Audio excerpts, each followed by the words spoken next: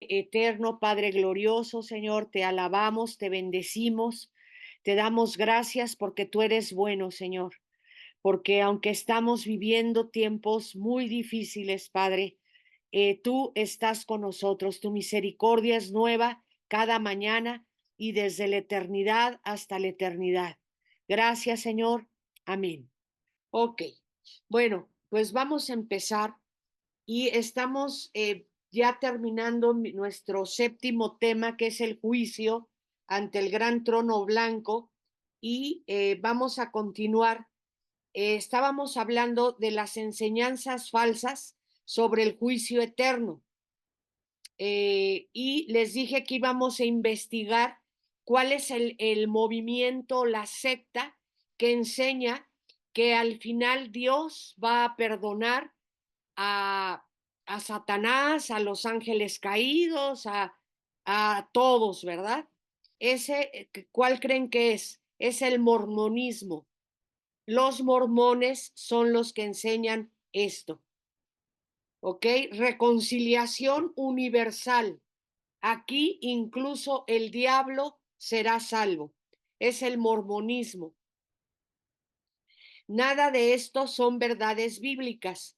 Vimos Mateo 25, 31 al 46, lo leímos, y también Apocalipsis 20, 10. Y el diablo que los engañaba fue lanzado al lago de fuego y azufre, donde estaban la bestia y el falso profeta. O sea, la bestia y el falso profeta, hermanos, van a ser lanzados al lago de fuego después de la guerra de Armagedón. Ellos ahí van a perder esa guerra, la guerra de Armagedón, y entonces el Señor va a tomar a la bestia o anticristo y al falso profeta y van a ser lanzados al lago de fuego. Luego vienen los 1000 años del reinado de Cristo.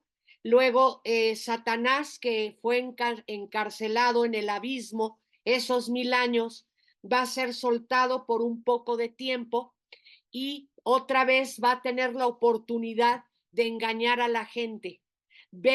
El Señor Jesús quiere ver si la gente que estuvo en su reinado esos 1000 años les gustó el reinado del Señor, les gustó amar al Señor o estuvieron a la fuerza. Entonces, Satanás va a ser otra vez soltado del abismo, ¿verdad? Ahí de las cárceles de obscuridad que hay en el abismo, va a volver a ser soltado después de los 1000 años de Cristo. Por un poco de tiempo va a engañar a mucha gente otra vez.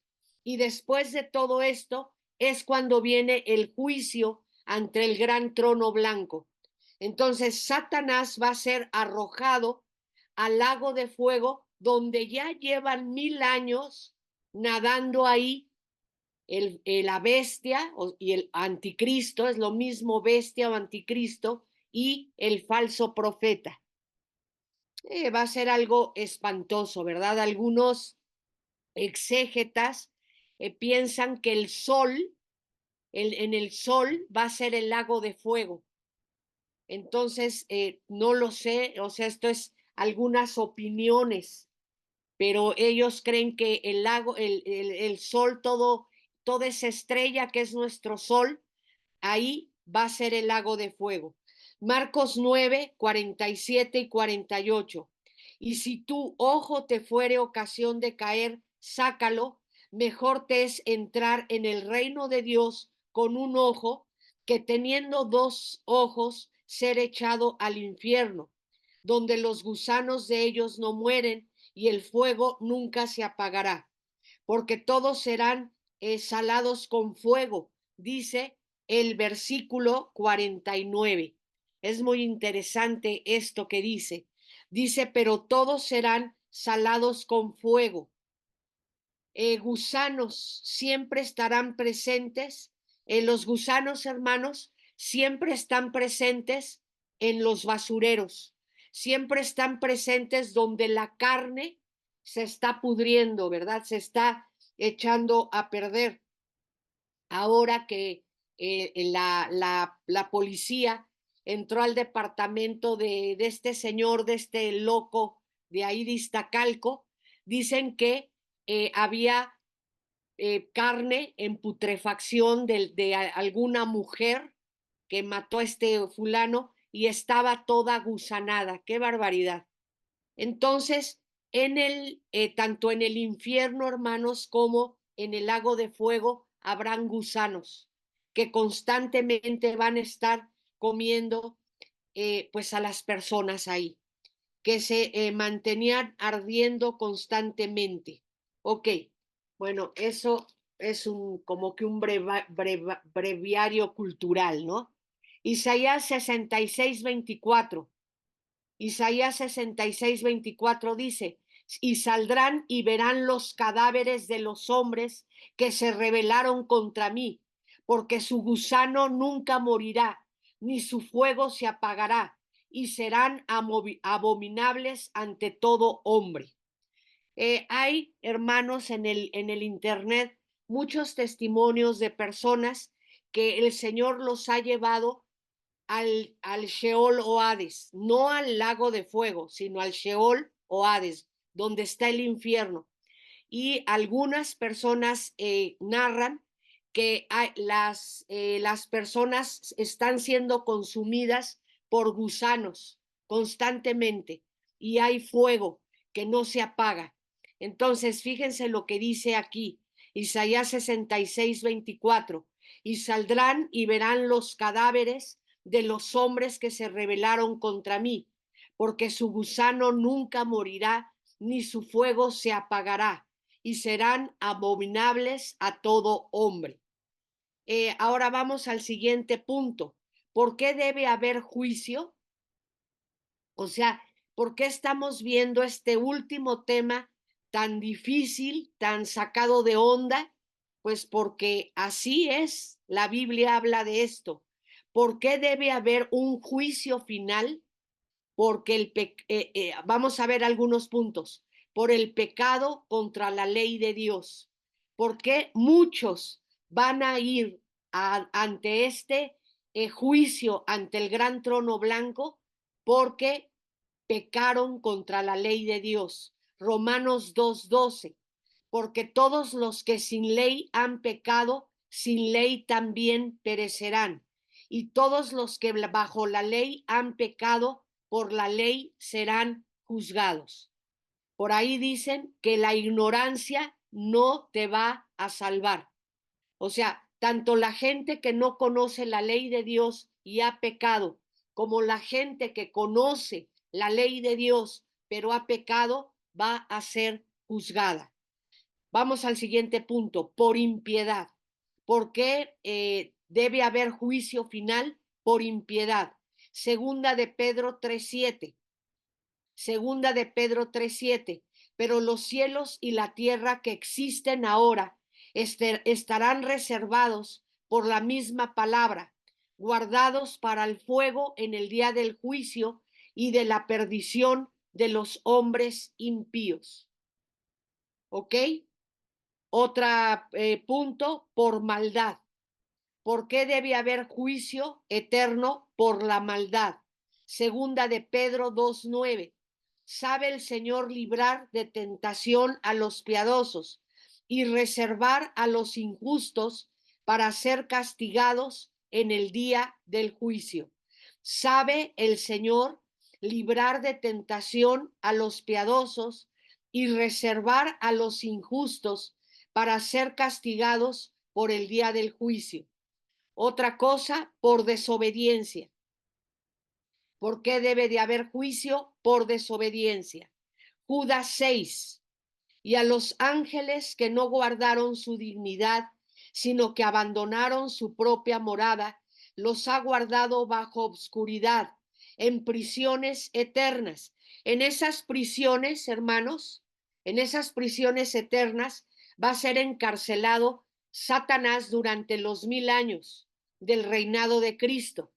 Un ángel va a bajar del cielo con una cadena, lo va a atar, lo va a encadenar y lo va a bajar 1000 años a estas prisiones de obscuridad. Cuando pasen los 1000 años del reinado del Señor, va a ser soltado por un poco de tiempo, va a volver a engañar a gente, no sé, mucha o poca, no sé, y después de esto ya él es lanzado al lago de fuego. Entonces vemos en Judas 6, y a los ángeles que no guardaron su dignidad, sino que abandonaron su propia morada, los ha guardado bajo obscuridad, en prisiones eternas, para el juicio del gran día. ¿Ok? Según ciertas tradiciones judías, Dios le asignó una responsabilidad y una autoridad diferente a cada uno de los ángeles, a cada uno de los príncipes que estaban en el cielo, donde parece que los distintos príncipes son ángeles asignados a diversas naciones. Sin embargo, sigue la tradición judía enseñando algunos de ellos llamados los hijos de Dios, que son los mencionados también en Génesis 6:2, abandonaron su responsabilidad, la responsabilidad que se les había encomendado para tener relaciones sexuales con las mujeres, convirtiéndose así en los ángeles caídos, ¿ok? Mateo 25:41, vamos a ver qué dice, y dice, entonces dirá también a los de la izquierda, apartaos de mí, malditos, al fuego eterno, preparado para el diablo y sus ángeles. ¿A qué ángeles se refiere aquí el Señor? A esos ángeles que no guardaron su dignidad, ¿verdad? Bajaron a la tierra, venían con asignaciones, con responsabilidades, con trabajo que hacer. ¿Y qué pasó? Dice que vieron que las mujeres de los hombres eran hermosas y dijeron, ¡yupi! ¿Verdad? Y se olvidaron de a qué venían a la tierra a hacer, hicieron tontería y media, que ya lo vimos en la iglesia, ahora que hemos estado viendo la dispensación de la conciencia, y vean cómo a pesar de que eran príncipes en el tercer cielo, eran ángeles importantes, Dios los encarceló en las profundidades del abismo. Ok, y ellos van a salir para ser juzgados en el día del juicio final. Vamos a seguir. Abandonaron su propia morada. También segunda de Pedro nos dice esto. Hay quienes suponen que los ángeles caídos salieron del reino celestial y vinieron a la tierra. Según Enoc, los ángeles caídos fueron atados y encarcelados en el abismo, y allí permanecerán hasta ser juzgados el día del gran juicio, el juicio final. Vamos a ver qué dice segunda de Pedro 2:4.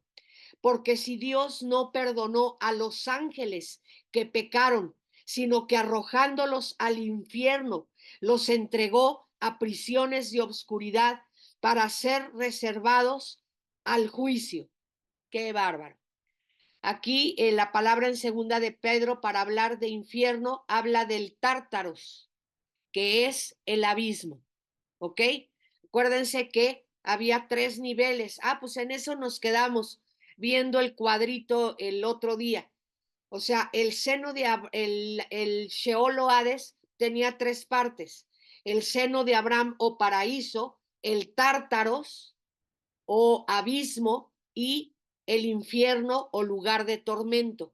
Entonces, ese Tártaros o abismo es donde están estas prisiones de obscuridad.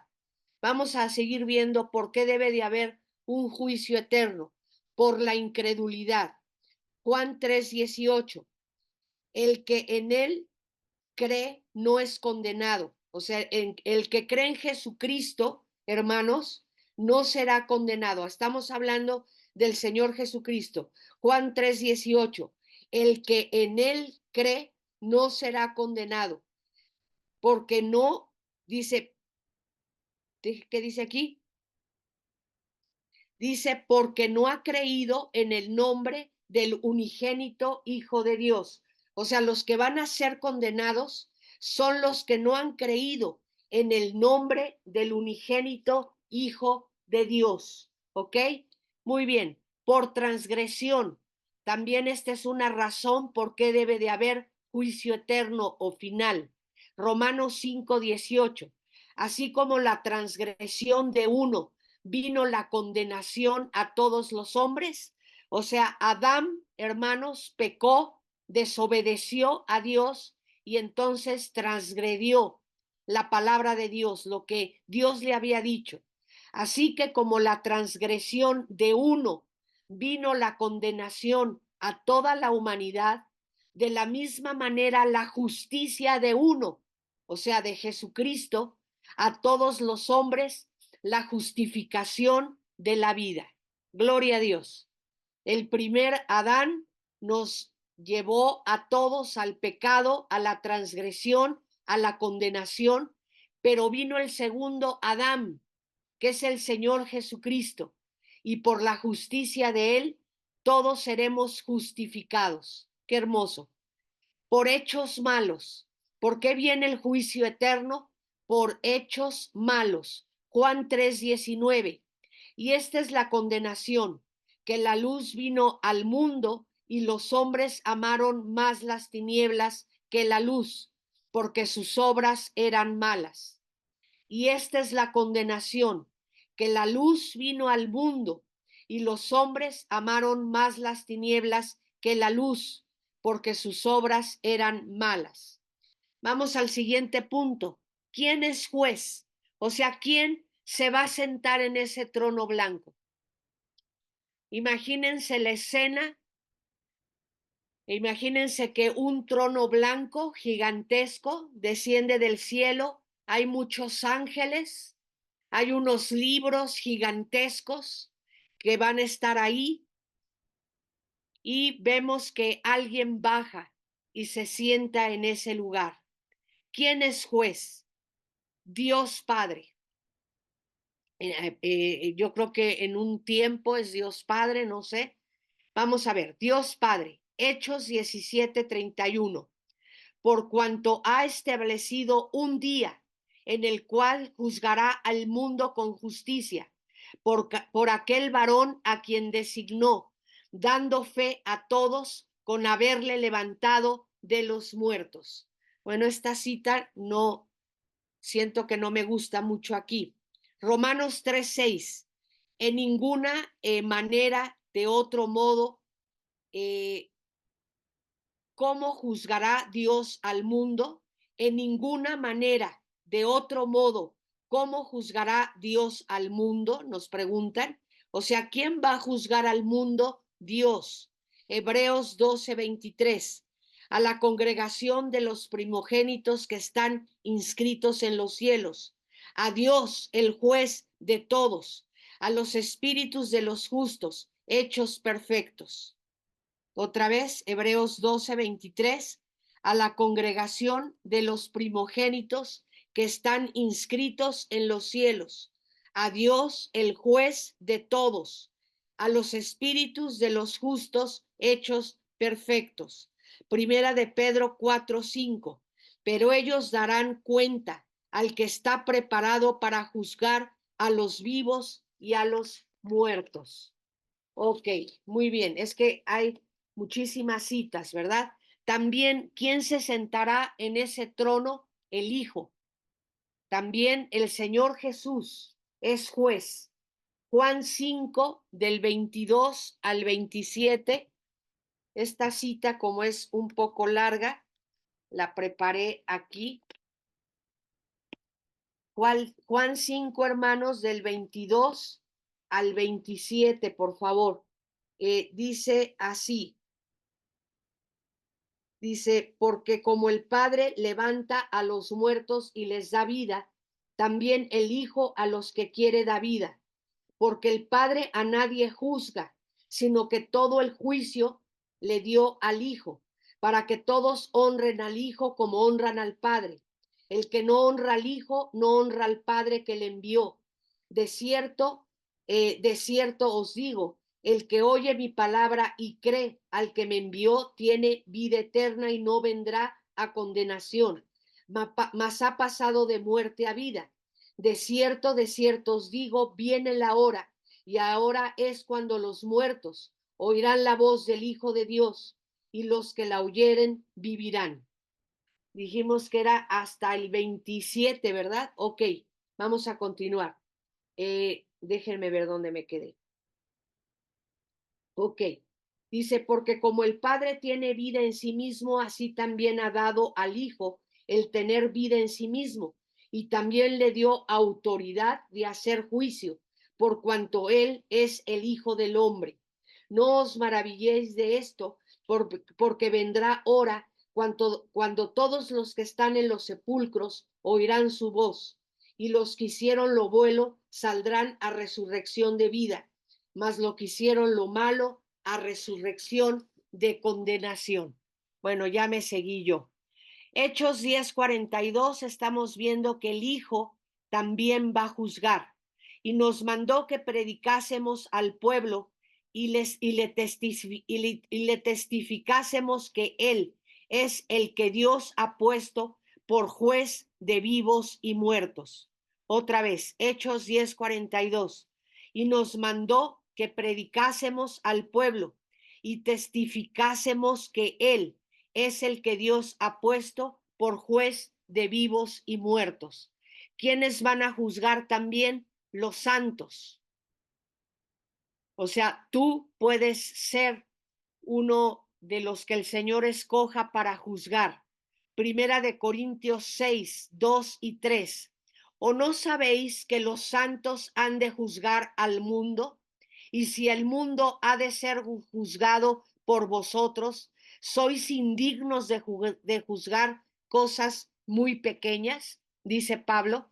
Resulta que pues en la iglesia de Corinto, cuando había pleito entre ellos, iban con los jueces paganos a solucionar los problemas, lo que nosotros ahora podríamos llamar con los abogados. Y les dice Pablo, ¿y que eso no lo pueden juzgar entre ustedes?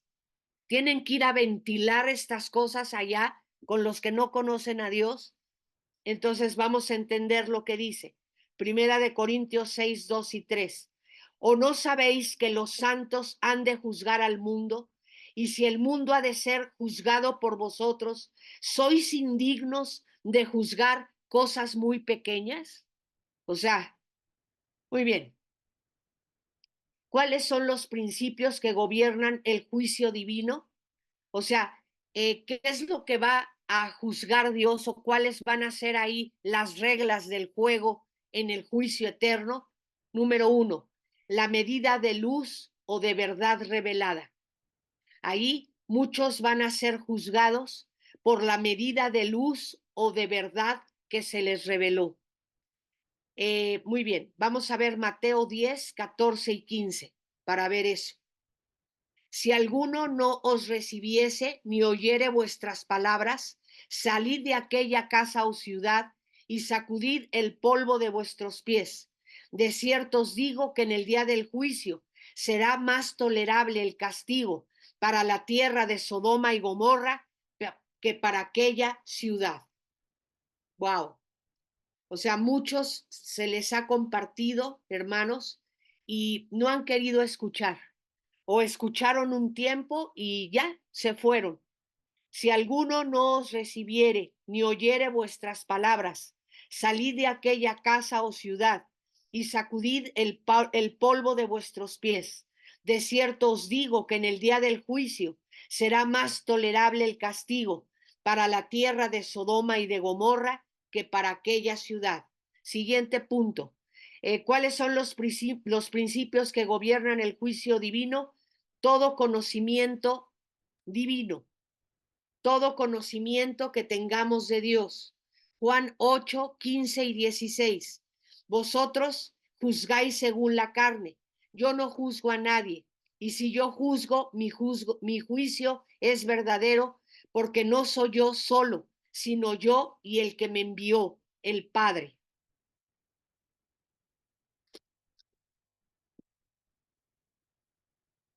Ok, ahí mismo, en ese mismo punto, Apocalipsis 20, 12 y 15. Ay, Señor. Y vi a los muertos grandes y pequeños de pie ante Dios. Algunos dicen que sí son personas adultas y niños. Otros exégetas dicen gente importante y gente común y corriente. O sea, deportistas, músicos, artistas famosos, políticos, qué sé yo, ¿verdad? Y vi a los muertos grandes y pequeños de pie ante Dios. Y los libros fueron abiertos, y otro libro fue abierto, el cual es el libro de la vida. Y fueron juzgados los muertos por las cosas que estaban escritas en los libros, según sus obras. Y el que no se halló inscrito en el libro de la vida fue lanzado al lago de fuego. Es un juicio basado en las obras.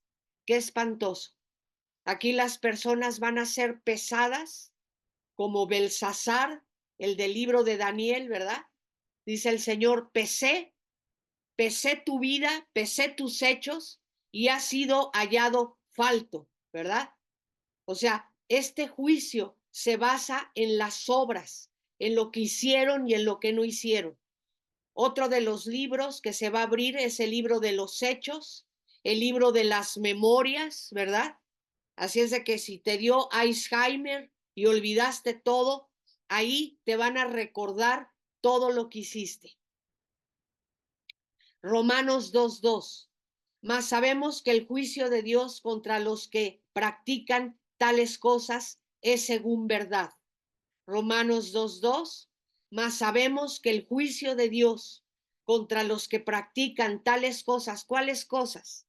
¿Qué dice Romanos capítulo 1?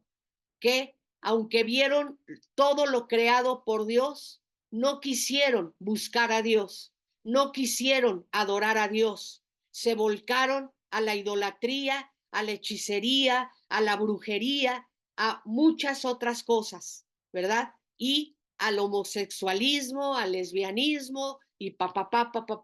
A eso se refiere. Mas sabemos que el juicio de Dios contra los que practican tales cosas es según verdad. Otra cosa que se va a pesar ahí son las palabras de Dios. Juan 12, del 48 al 50. El que me rechaza y no recibe mis palabras, tiene quien lo juzgue. La palabra que ha hablado, ella le juzgará en el día postrero, porque yo no he hablado por mi propia cuenta. El Padre que me envió, él me dio mandamiento de lo que he de decir y de lo que he de hablar. Y sé que su mandamiento es vida eterna. Así pues, lo que yo hablo, lo hablo como el Padre que lo ha dicho. Qué padre, ¿ok? Entonces, todo lo que ha dicho el Señor Jesús es verdadero, es palabra de Dios, es lo que el Padre le enseñó al Señor Jesucristo y en esas palabras el mundo, la humanidad va a ser juzgada. Responsabilidad personal es otro punto, ¿verdad? ¿Cuáles son las reglas de este juicio final? Responsabilidad personal. Romanos 14 del 10 al 12. Pero tú, ¿por qué juzgas a tu hermano?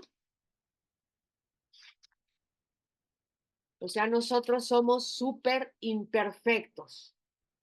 Dice, o tú también, ¿por qué menosprecias a tu hermano? Porque todos compareceremos ante el tribunal de Cristo, porque escrito está, vivo yo, dice el Señor, que ante mí se doblará toda rodilla y toda lengua confesará a Dios. Déjenme ver,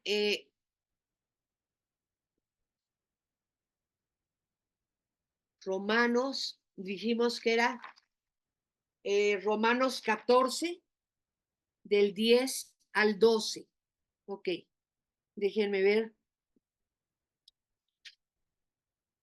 Aquí lo tengo. Vivo yo, dice el Señor, que ante mí se doblará toda rodilla y toda lengua confesará a Dios. de manera que cada uno de nosotros dará a Dios cuenta de sí. Así que ya no nos juzguemos más los unos a los otros, sino más bien decidid no poner tropiezo o ocasión de caer al hermano. Bendito sea el nombre del Señor. Dijimos que era hasta el 12. Muy bien. Bueno, hermanos, pues algo que quiero comentarles es que ahora que suba al poder el presidente de Estados Unidos, no sé si sea Trump o no sé qué vaya a pasar, hay una nueva ley que va a prohibir ya el Nuevo Testamento en los Estados Unidos.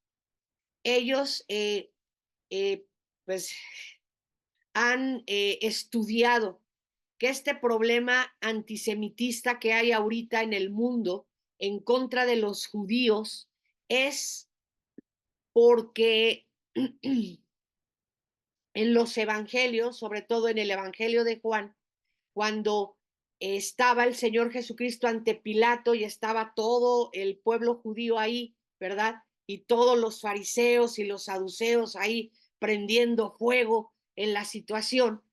El pueblo dijo, sea la sangre de él, ¿verdad? Sea la sangre de él sobre nosotros y sobre nuestros hijos. Entonces, de esa parte, ahora dicen que ese versículo, ¿verdad? Promueve el antisemitismo, que toda la bronca que hay ahorita con Israel y que es por eso. Entonces, a partir del nuevo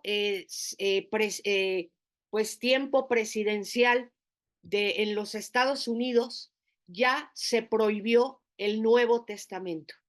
Dices, mande. O sea, yo lo que sé es que Israel y Hamas y Gaza y todos ellos, el enfrentamiento que traen por la tierra de Israel, porque los de Gaza dicen que el territorio de Israel es de ellos.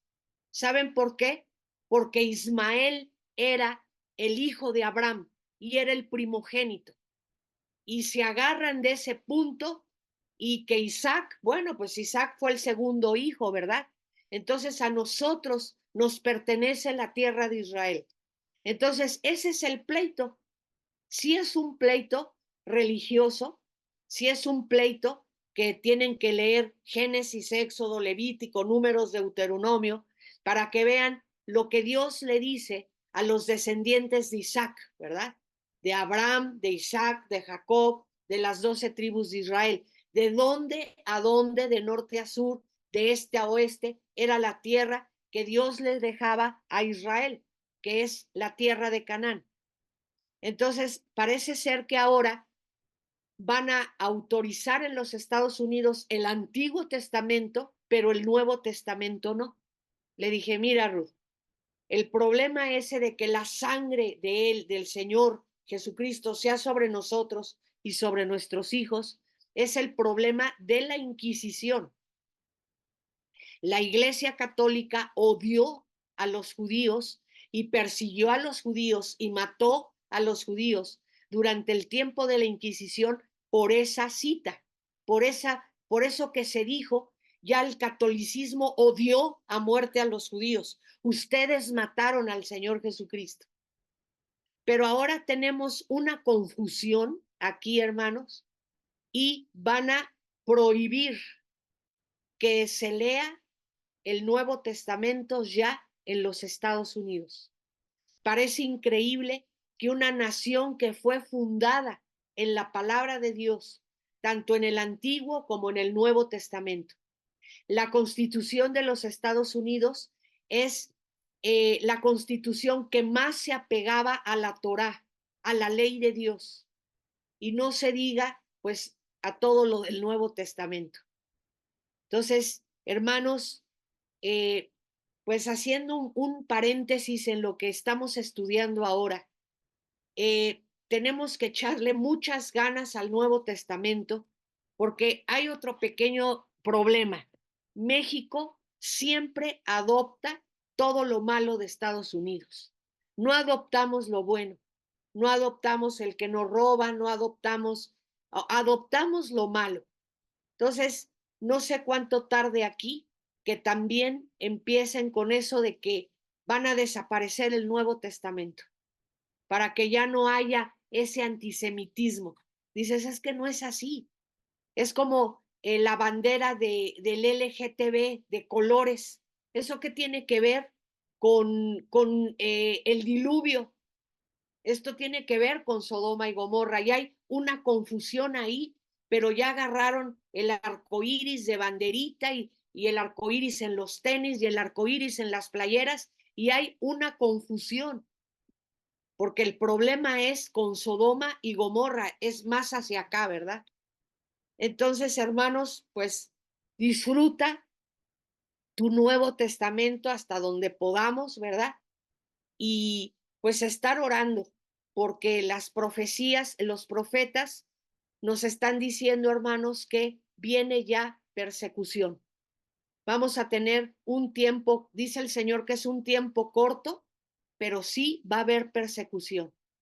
Y tenemos que estar bien fundados, bien sembrados, bien orados, bien leídos, bien ayunados, para que en el momento de la prueba no neguemos a nuestro Señor Jesucristo, sino que seamos valientes para testificar que Jesucristo es el Señor, que Jesucristo es el Rey de Reyes y Señor de Señores. Te lo digo porque estamos viendo aquí que el juicio ante el gran trono blanco, la gente va a ser juzgada porque no